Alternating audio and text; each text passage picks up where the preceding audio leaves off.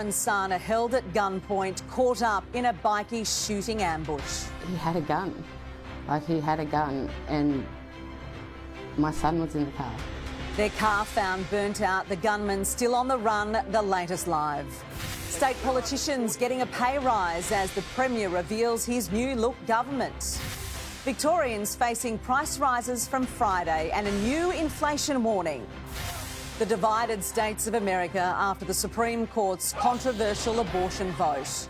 And Geelong star Tom Stewart hit hard by the match review officer. Live from Melbourne, 7 News with Rebecca Madden. Good evening. An innocent mother says her life has been ruined after she and her 4-year-old son became caught up in Melbourne's bikey war. In a botched underworld hit, they were carjacked at gunpoint. Tonight, the gunman is still on the run. Tash and her 4-year-old son, Vinny, are the innocent victims of an escalating bikey war. Don't hurt him. Like, that's all I kept saying. Please don't hurt him. Please don't hurt him. They were carjacked at gunpoint in Fawkner yesterday by 2 masked men on the run after a near-deadly daylight shootout. All I remember is a gun being pointed at my face, and next minute I know I'm pulling my kid out of the car. Yeah, he told me to get out. He wants my car, and yeah, I just told him I've got a kid. With a pistol held to her head, Tash watched in terror as the other man unbuckled Vinny before forcing the mother and son from their SUV.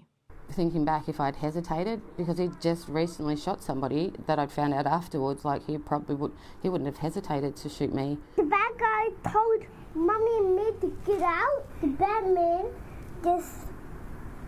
he put a gun up here. To Mummy. To Mummy.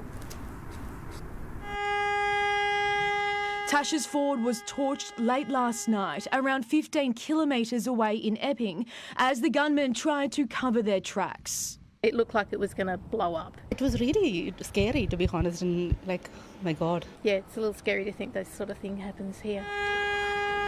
But 7 News can reveal the 2 shooters left a gun behind in their original getaway car, this mangled Mazda. They crashed it while trying to make a quick escape, just seconds after gunning down ex-Mongol Sam Abdulrahim.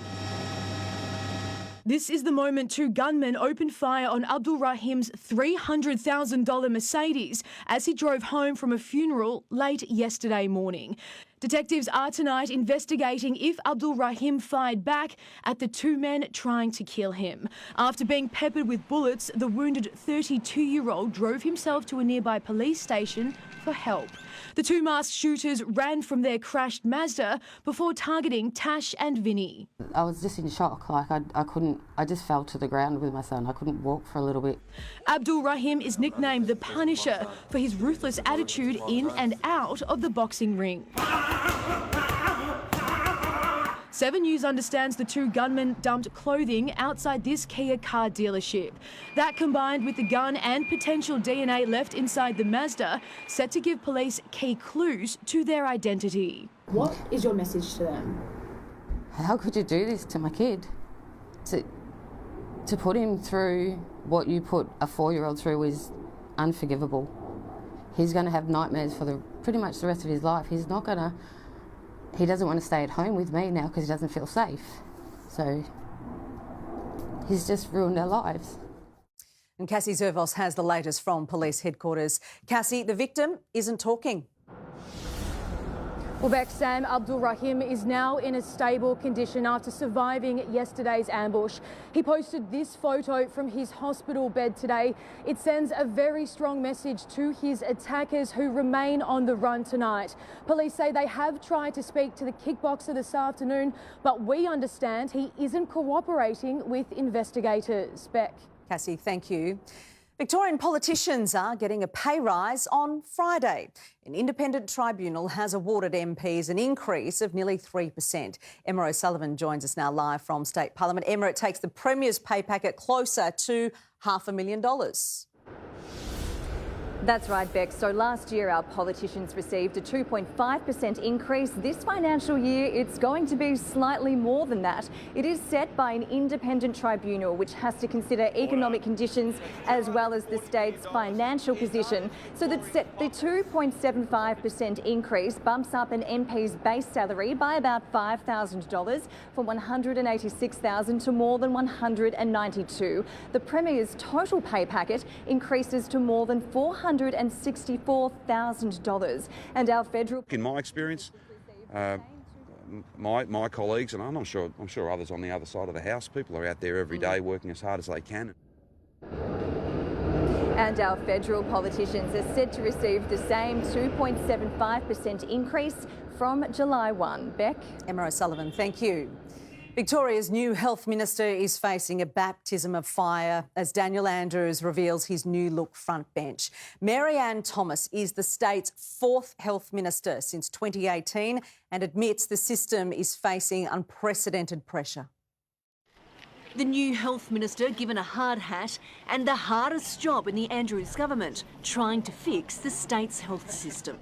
I'm absolutely ready for this job. Mary-Ann Thomas turned the first sod at the expansion of Frankston Hospital today, her first official outing in the new role. Ahead, good, done, Double Lewis. Yay! Mary-Ann has an ability to connect with people, genuine empathy, and is smart, talented, skilled and got great experience. The member for Macedon is the fourth health minister in 4 years. There's no leadership in our health system because we keep changing ministers. We need certainty and stability in this state, and the best way to get that is going to be through a change of government. It's a very challenging time right now. There's absolutely no doubt about that.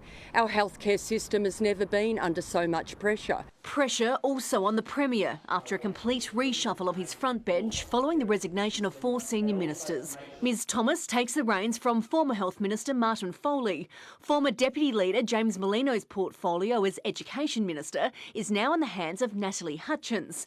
Lisa Neville has been replaced by Anthony Carbines as Police Minister, and high-profile Sport, Tourism and Major Events Minister Martin Pakula makes way for Steve Demopoulos. No one's happy about them leaving. But at the same time, the fact that we've so swiftly been able to replace them with such a talented lineup, it speaks to the depth of my team. The new cabinet will be sworn in here tomorrow at Government House, and they're vowing to get straight down to business with just 5 months until the state election. Looking forward to working hard every single day. Thirsty work for one of the toughest jobs in Victoria. Tegan Dolling, 7 News. Victorians are being told to prepare for dozens of price rises from this Friday, July 1st. Just as the Federal Treasurer warns cost of living pressures will get worse before they get better. A grim warning from the Treasurer. The worst is yet to come. Inflation will be significantly higher than what was expected. The Reserve Bank has said something around 7%. That doesn't seem to me to be wildly off the mark. An inflation forecast will be released next month, just as July 1 price changes hit Victorians on Friday, including state government fees. More than 2,150 of them on the 1st of July. More pressure when they can least afford it. It comes as we face rising power bills following weeks of chaos in the electricity grid. $1 to $1.5 billion may be the total bill. That would ultimately translate to an extra $50 to $75 per head. And more pain at the Bowser. Diesel has risen to $2.38 a litre. Eastlink will increase its tolls by 3.5% from next week. Households are already struggling to make ends meet. According to Before Pay data, we're spending an extra $25 on petrol each month, $50 more on groceries, and a further $25 on phone and internet bills. The average Australian is spending 5, 10, sometimes even 20% more. Experts are warning the inflated energy prices are here to stay. We won't see any relief for at least the next 2 years, maybe more if the Russian-Ukraine conflict continues. But more can be done around the home to save money this winter. Can you seal some drafts? Can you add some insulation? Families are turning to sites like eBay to cut costs, with increased sales in fashion, video games and used car parts. Rochelle Brown, 7 News. There's good news following a helicopter crash in Echuca yesterday. A 64-year-old man is now in a serious but stable condition at the Alfred Hospital after he was flown to Melbourne in a critical condition. The Transport Safety Bureau